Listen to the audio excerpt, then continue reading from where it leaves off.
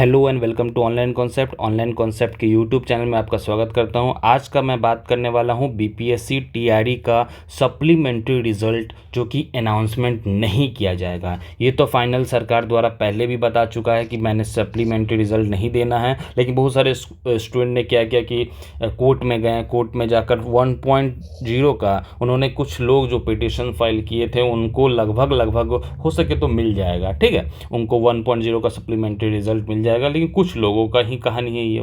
लेकिन सरकार इस पर क्लियर बोल चुका है, मैं कोई भी सप्लीमेंट्री रिजल्ट जारी नहीं करूंगा। देखो ये कितना बड़ा झोल है, कितना बड़ा स्कैम किया जा रहा है आपके साथ, आप समझने का कोशिश कीजिएगा। देखो 2.0 का क्या हुआ ना, सबसे पहले वैकेंसी रिलीज़ किया गया और आपको दिखा दिया गया कि आपके सामने एक लाख वैकेंसी रिलीज़ किया गया है। अप्रॉक्स मान लेता हूं मैं, जिसमें एग्जैक्ट नंबर पर नहीं बात करता हूं, तो 1 लाख वैकेंसी रिलीज़ किया गया, जिसमें से सरकार ने क्या किया कि मैंने कोई भी सप्लीमेंट्री रिजल्ट आपको नहीं देना है। मान लीजिए यहाँ पे 1 लाख वैकेंसी रिलीज़ किया गया है 1.0 के अंदर। आपने देखा होगा 1.0 के अंदर लगभग इतना वैकेंसी रिलीज़ किया गया है, अप्रॉक्स मान लिया हूँ। उसके बाद क्या हुआ कि सप्लीमेंट्री रिजल्ट तो देना नहीं है इनको, और साथ में एक पॉइंट और आ जाता है कि 1 कैंडिडेट 1 रिजल्ट भी अनाउंस नहीं करना है इनको। इन्होंने फैसला ले लिया कि दोनों पे हम लोग बात नहीं करेंगे, एक कैंडिडेट भी रिजल्ट नहीं देंगे। इससे क्या होगा कि आपको ऑप्शंस का कमी मिल जाएगा स्टूडेंट का, जो कैंडिडेट पास हो जाते हैं, जिनको 3 जगह ऑप्शन मिल जाता है। मान लो कि किसी स्टूडेंट, यहाँ पे मैं बात कर लेता हूँ, किसी ने 6 to 8 भी निकाल लिया, किसी ने 9 से 10 पे निकाल लिया, किसी ने 11 12 में तीनों में क्वालिफाई हो गया। मान लीजिए वो मैथ्स का स्टूडेंट है और उन्होंने तीनों पेपर में क्वालिफाई कर लिया है। अब सोचिए किसी को मिला, मान लीजिए किसी को अलग ए सेंटर मिला, किसी को बी सेंटर मिला, मतलब उनका जॉब का जो सेंटर रहेगा कि यहाँ पे आपको जॉब करना है, और सी सेंटर मिला। अब क्या हुआ कि एक बंदा, एक लड़का जो है वो तो कोई एक जगह ही सेलेक्ट करेगा अपना जॉब को।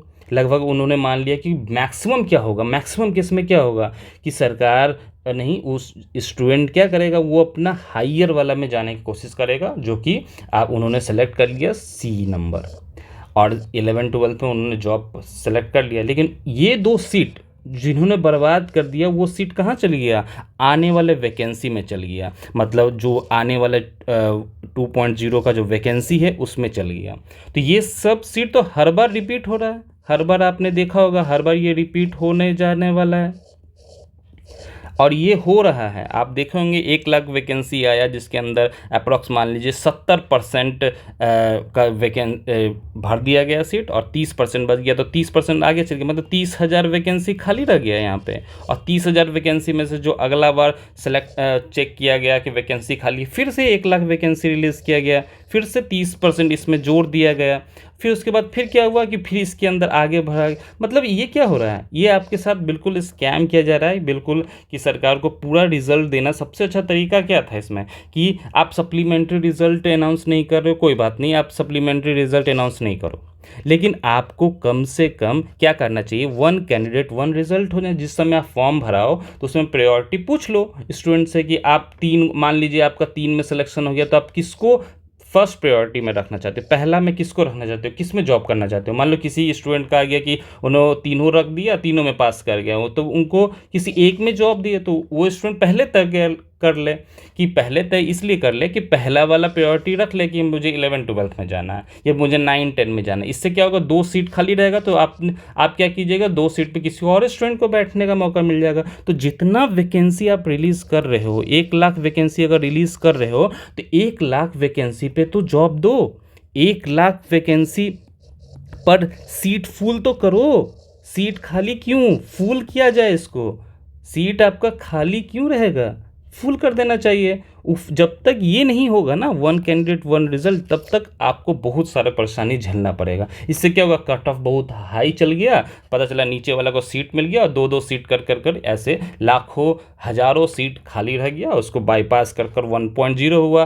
कल देखिएगा 2.0 हुआ था, उसके बाद देखिएगा 3.0 हुआ, आने वाले समय में 4.0 होगा, उसके बाद 5.0 होगा, फिर 6.0 होगा। ऐसे तो कभी आप देख रहे हो कि, और हर बार सिर्फ सरकार एडवर्टीजमेंट के पर्पज से बना रही है कि हर बार आपका वैकेंसी एक 1.0 में 1 लाख हो जाए, 2 लाख वैकेंसी हो, 3 लाख, ऐसे क्या होगा? पब्लिसिटी आपको किया ना, सरकार अपना सरकार बनाने में पब्लिसिटी रहेगा कि देखिए मैंने 5 टीआरई करवाया, 5 लाख वैकेंसी दे दिया, अनाउंस किया था, इतने लोग हुए हैं, सिर्फ यही होगा।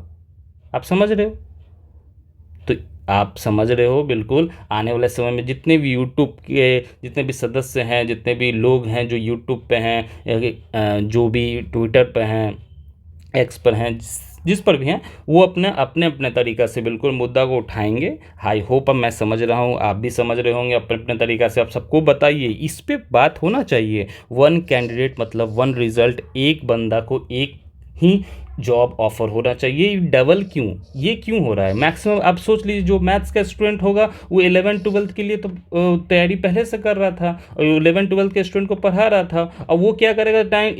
6 to 8 में वैकेंसी ले लिया, 9 से 10 में भी ले लिया, और ये तो हक है, तीनों में तो वो भरेगा ही, लेकिन जॉब तो एक में दो। तीनों में जॉब दे रहे हो, अगला बार ये 2 वैकेंसी खाली कर कर आगे जा रही है। ये एक सब्जेक्ट का बात नहीं है, मैथ्स का नहीं, ये साइंस का हर सब्जेक्ट में, सोशल साइंस का हर जगह यही हो रहा है। इससे भी आपका कट ऑफ पे प्रभाव पड़ता है, बिल्कुल सोच लीजिए। आई होप आप सभी कुछ अच्छे से समझ गए होंगे। मेरा जानकारी जितना भी दिया होगा, अगर अच्छा लगता है तो आप बिल्कुल अपने दोस्तों को शेयर कर लीजिए वीडियो को, बताइए कि अपने तरीक़ा से वो करें। अगर कोई भी बड़ा यूट्यूबर जो हो रहे हैं, उनको अगर ये जानकारी मिल रही है तो वो यूट्यूब के थ्रू, एक्स पर या ट्विटर पर आप बोल रहे हैं तो ट्विटर पर उसको पूरा कैंपेन चलाया जाए, जिसके वन रिज़ल्ट मिलेगा। वन कैंडिडेट मतलब वन रिज़ल्ट होना चाहिए। मिलते हैं हम लोग अगले वीडियो में। Thanks for watching.